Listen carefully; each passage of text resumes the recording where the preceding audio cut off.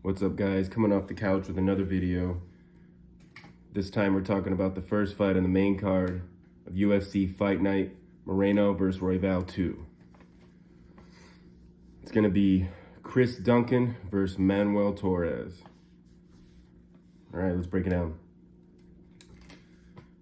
So we'll talk about Chris Duncan first. The guy has a lot of power. Really strong dude. You can tell that his punches have a lot of weight behind him. He's got a lot of natural power, natural strength to him. However, his skills are a little bit lacking. He doesn't put together combinations. He's more of a one and done type of guy. Every punch he throws, he's trying to KO his opponent with. They're very telegraphed punches, very easy to see. The guy's game plan is pretty straightforward. Come forward, look for your head, try to knock you out. If he can't knock you out, he's going to try to grab a leg or two legs or push you up against the cage and take you down. And then he's going to weigh on you and try to use ground and pound. It's the constant persistence and relentlessness of Chris Duncan that usually works in his favor.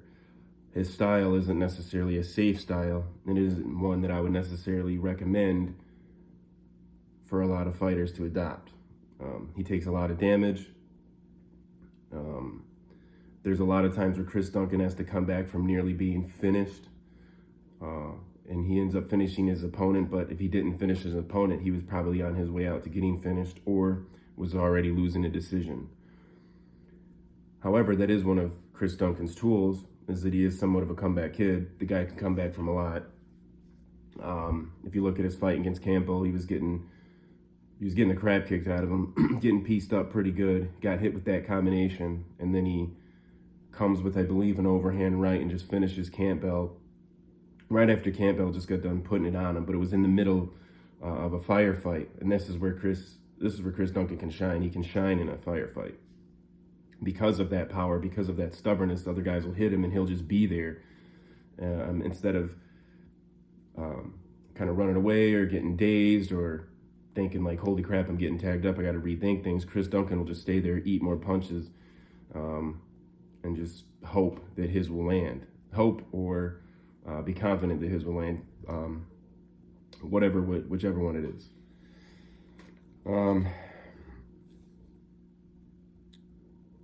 But yeah, his weaknesses are definitely the fact that he's willing to allow his opponents to hit him in order to get into range to hit them, or he's just not afraid to take a punch. And this is bad because, and I think back to his the fight that fight against Borchev on the Contender Series, where he got absolutely brutally KO'd, and that's because of his willingness to just stand and let that guy hit him. He should have been really trying to press the really trying to put the takedown, or really trying to get the takedown, on Borchev so he could take him down, wear him out, get some lactic acid in his muscles so that guy wasn't able to hit him at range at the end of his punches and catch him with some of those nasty combinations that Borchev was able to catch him with. I don't know, it's Duncan's a really strong, powerful dude. He's got good wrestling when he can actually get his opponents down and stay on top of them, when he isn't getting tagged and destroyed on the outside, taking a lot of unnecessary damage. But now we're going to talk about Torres. So Manuel Torres, he's a real rangy guy, very good at staying outside of range or just at range and hitting his opponents at the end of his punches and hitting him with combinations, and not simple combinations either, not like body, body, body. They gotta go body, body, head, or head, body, head. Mixes it up really well, has good kicks, nasty elbows, nasty combinations, a lot of finishing ability.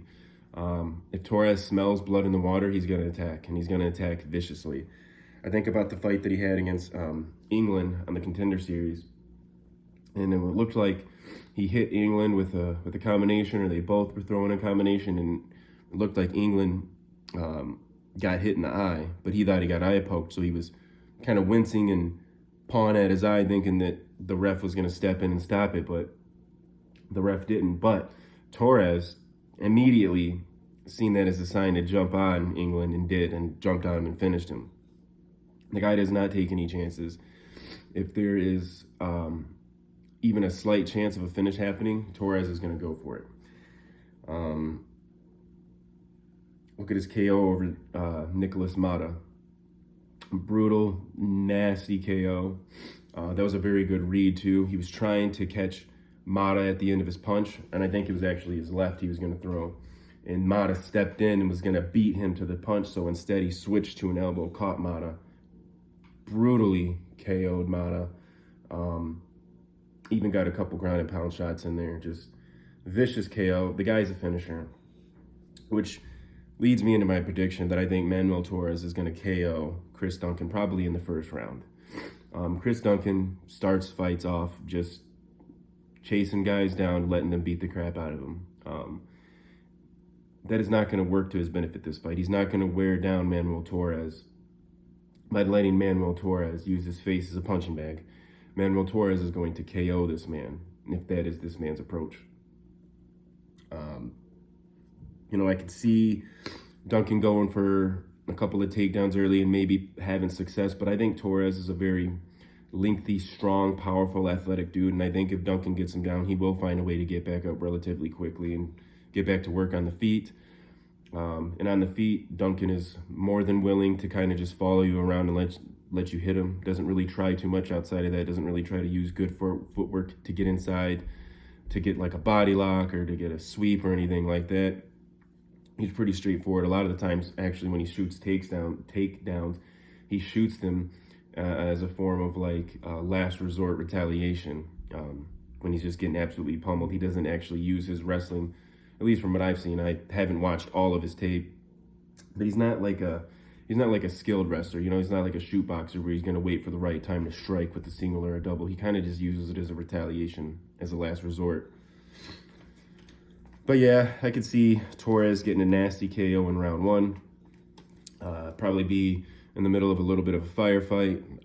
I could see Torres hitting Duncan with like a 2 or 3 piece combination. Duncan taking it very well. He finds himself in range just from eating a few shots. He's able to land an overhand of himself, land an overhand of his own. Stumbles Torres a little bit. Torres stumbles back, finds his range. He notices, where Duncan's positioning is, and he times a beautiful shot.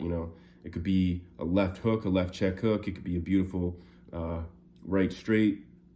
But whatever it is, he finds Chris Duncan's chin, drops him to the floor in the middle of an exchange probably.